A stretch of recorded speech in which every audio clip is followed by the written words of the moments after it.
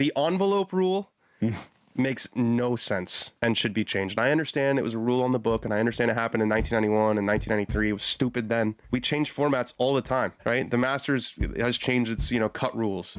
The Ryder Cup used to be the U.S. against Great Britain and Ireland. Like, just because something was a rule once doesn't mean that it needs to continue to be a rule. It makes absolutely no sense that one team is unable to field a complete team and they get half a point. Obviously, no one is doubting the legitimacy of Viktor Hovland's injury. No way.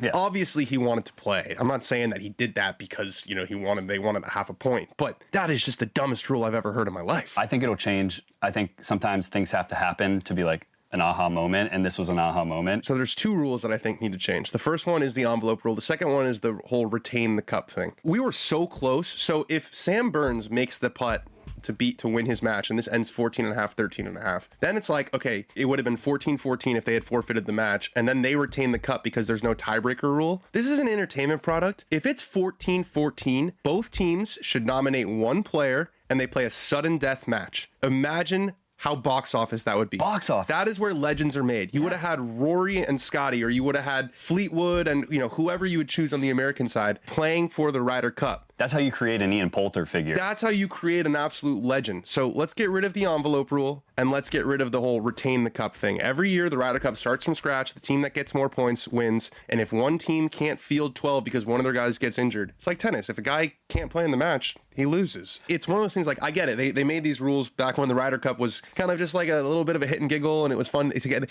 The Ryder Cup's really, really serious. Like, the Americans are crushed to lose. The Europeans are chanting and taunting the U.S. Like, this is a serious win competition. The Ryder Cup has changed a lot. It's time to modernize the rules, in my opinion.